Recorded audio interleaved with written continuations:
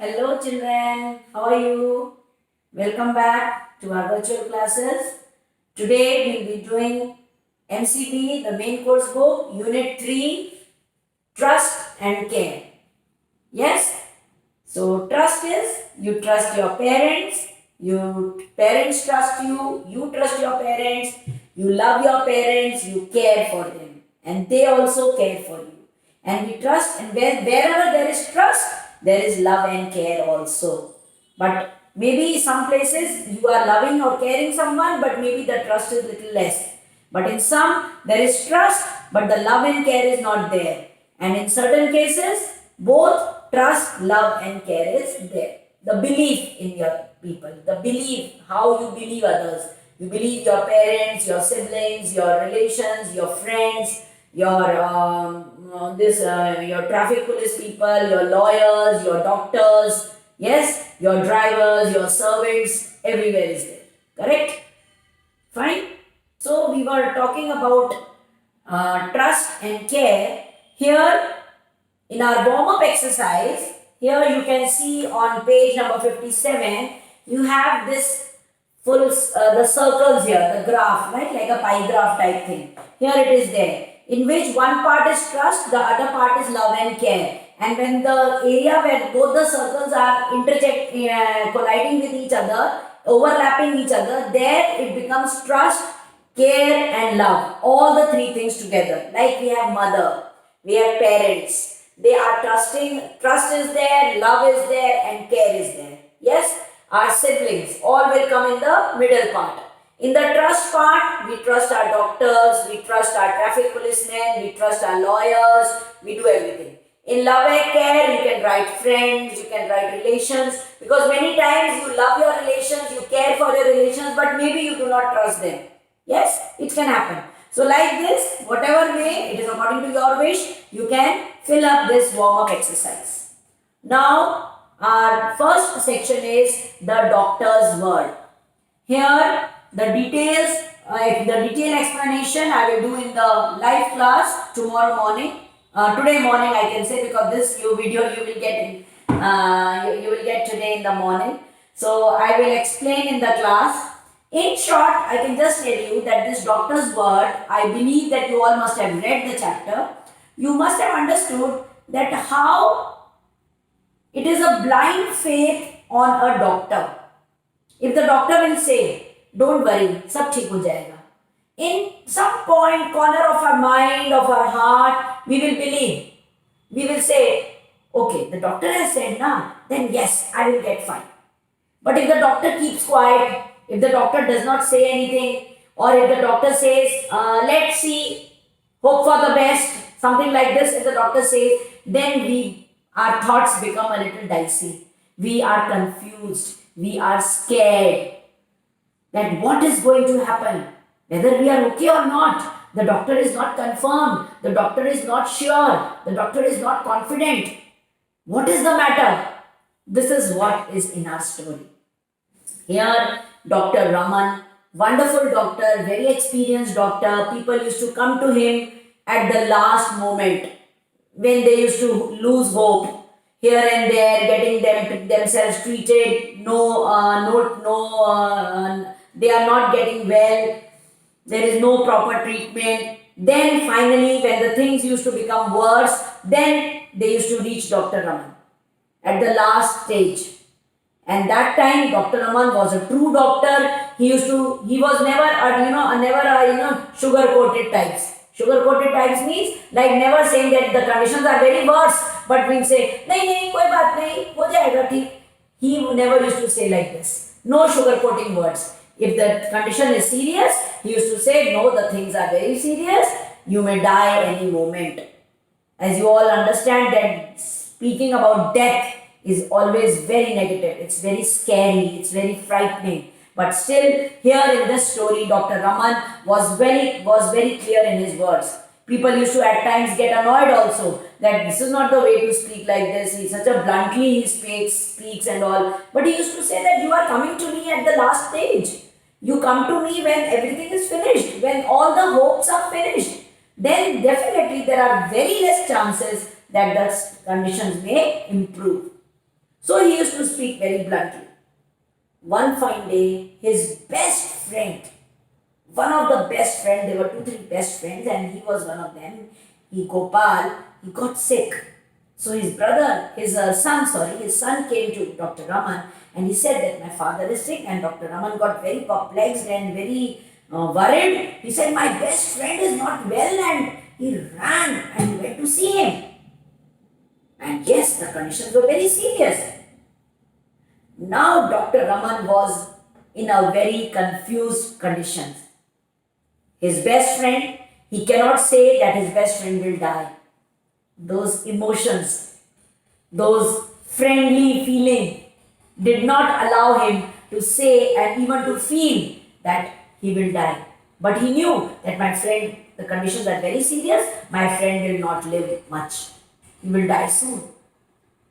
Now, Gopal's wife, Gopal's son, all of them had that feeling that yes, if Dr. Raman will say that the things are okay, then the things will improve.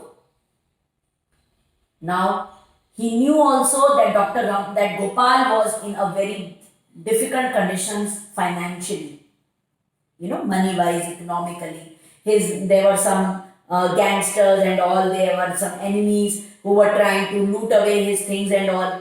So now Dr. Raman was thinking that if I will say that he's going to die, they will have to get it signed and all, his signatures will be needed, Gopal's signatures and all, for their various property cases and all. And if I will tell them that you take the signs and all, then they will think, oh, you are telling that, that means he's going to die. But how can he say that? That is his best friend. He was not able to speak. And in case, as he knew medically that my friend will die, in case he does not say about the signature and all, then, and his friend will die, then the conditions will become worse for his wife and his sons. So now Dr. Raman was in a big confusion. What is to be done? How the things are to be improved? It was very difficult. But somehow he managed the conditions. We will read in detail. He managed the conditions and all, everything. And finally, his friend was safe and fine. His friend lived, and that too for another 40-50 years. He lived safely till the age of maybe 80, 90, whatever. It is assumed like that he lived for a long time. And that was all because of the trust. Dr. Raman did say to his wife that, okay, things will be fine. And she trusted him. And that he also told his friend, don't worry, you will live for many years. And that trust made Gopal live. Yes, treatment was done, medicines were given, that is definite. Everything was done. But the basic thing, the most important thing was the trust which was there. And because of that, Dr. Gopal lived, and Dr. Raman was maybe the happiest person, and that was the happiest moment for him when he came to know that his friend is alive and safe and sound, way away from danger, nothing scary, nothing risky, and definitely he lived for many years. Yes? So this is, I just told you a gist of the story. And here we will discuss a few question answers, and then we will go on with that. The rest of the question answers maybe I will discuss in the next virtual class. Okay. The first question is, why were patients brought to Dr. Raman only when their condition had become critical? As we will read in the chapter, that they were brought to Dr. Raman only when the conditions were critical. Why? You have to give two reasons. So they were brought there when the conditions became critical, because the first reason was that his visiting fees was only 25 rupees. Very less, very minimum. So they were able to afford that much money, and so they used to come when only it was needed.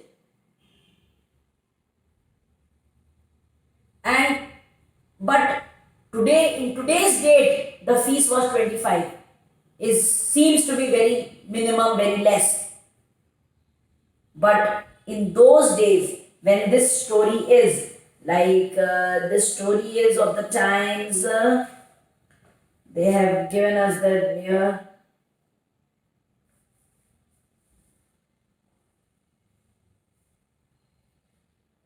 It was a very old times, or that time when 25 was considered too expensive. So for a normal disease, they never used to go to him. That, array, who is going to pay 25 rupees? It is very difficult. So only when the conditions used to become very, very serious, very, very difficult, then they used to go to him. That, okay, now all the hopes are finished, and now let us now, okay, last but not the least, let us go to Dr. Raman. Then they used to go to him to pay 25 rupees for visiting churches. So because of that money amount, they used to go to him in the last. And also, one another reason was, something was very ominous about him. Ominous means going to him gave that trust, that care, that others have not done anything, but this doctor will treat my patient. This doctor will treat me. This doctor will make me fine. I will be fine if I go to Dr. Raman. That inner trust, that inner connect was there with the patients. And so the patient used to go to him at the last moment. Second question. He was not a mere doctor expressing an opinion, but a judge pronouncing a verdict. How was Dr. Raman both a doctor and a judge? It is told that people used to say that he is not a mere doctor, not only just a doctor and giving an suggestions or an opinion that, okay, you have this disease, you take this, and just not that. He was a judge giving a verdict. A verdict means the final statement that yes, this is your disease, this medicine you take. If you do not take, you die. If you take, you will live for another 10 years. That fixed statement, he never used to fumble. Dr. Raman never fumbled. He never hesitated. He never stammered in speaking the truth. Yes, your leg is in a problem, your leg will be cut. Done, bhai, done. Okay, this is your problem. Fine, no problem. You will take medicines for 3 months. 3 months you have to take medicine. You take medicines for 3 months, then you are fit and fine. You live for another 20 years. No issues. So whatever, I am just giving examples. Whatever statement he gave was true, was the final verdict. And so we can say that he behaved both like a doctor and like a judge. Or we can say he was like a judge because his words was like a verdict of life or death. That is the final decision. The doctor worked hard to save patients who were critically ill but had a chance of recovery. True or false? Yes, true. Why do you think narrator describes the relationship between Dr. Raman and Gopal as a classic friendship? Why was their relationship called as a classic friendship? Classic friendship because it stood unchanged during the so many years. They were not friends of today, they were friends of long time back. And even today, their friendship was as strong as yesteryears. Their work, family, and all the other activities, nothing came between them. Friendship was friendship. Not that my wife is saying don't be friend, my children are saying or something or the other, or my work does not need your friendship or something. Nothing at all. Friends, they were friends yesterday, they were friends today, and they are going to be friends for tomorrow, for later on, for the rest of the life. So that's why it was called and referred to as a classic friendship. Gopal's family did not inform Dr. Raman as soon as he fell ill. Why? Because they thought the doctor was very busy and did not want to trouble him. The Gopal didn't want them to tell Raman about his illness. No. The doctor was too busy to see Gopal. This was one reason. But the basic was they thought that the doctor was very busy and they did not want to trouble him. This was the main thing. So the C part, the C answer is the correct answer. When Gopal showed signs of recovery on the first evening, the assistant exclaimed, "Sir, he will pull through." Did the doctor share the assistant's sense of relief? Why or why not? So when the first moment Gopal showed some improvement, the assistant was very happy, doctor's assistant, that wow sir, now the things are better and now yes, he will go on. Did Dr. Raman also believe in this? No.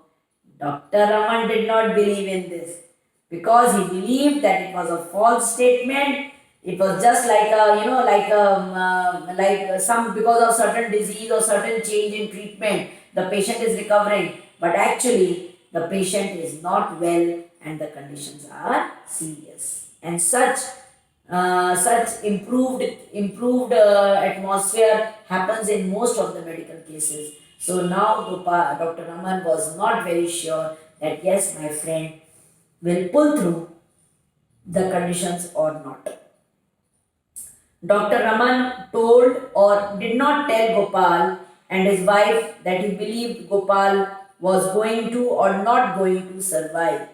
So Dr. Raman did not tell Gopal and his wife that he believed Gopal was not going to survive. So first will be did not tell, second will be not going to. A dilemma is a situation in which you have to make a difficult choice between things of equal importance. What was the dilemma which the doctor faced when he sat in his car and reflected? The dilemma was that Dr. Raman faced was whether to make Gopal sign his will or not. This was the confusion. Because if he will say to his wife and his son that, okay, bhai, aap sign kara lo inka will, that means both of them will say, okay, doctor, he is going to die. That is why only you are saying, na, ki aap sign karwa lo. That means he is going to die. Now this he cannot say. And if Dr. Raman made Gopal sign his will, it would have destroyed all the hopes. But if he did not sign his will and passed away during the night, then it would have brought misery to Gopal's family. See, now you understand what was the dilemma? Dilemma means like a confusion. In what confusion was Dr. Raman?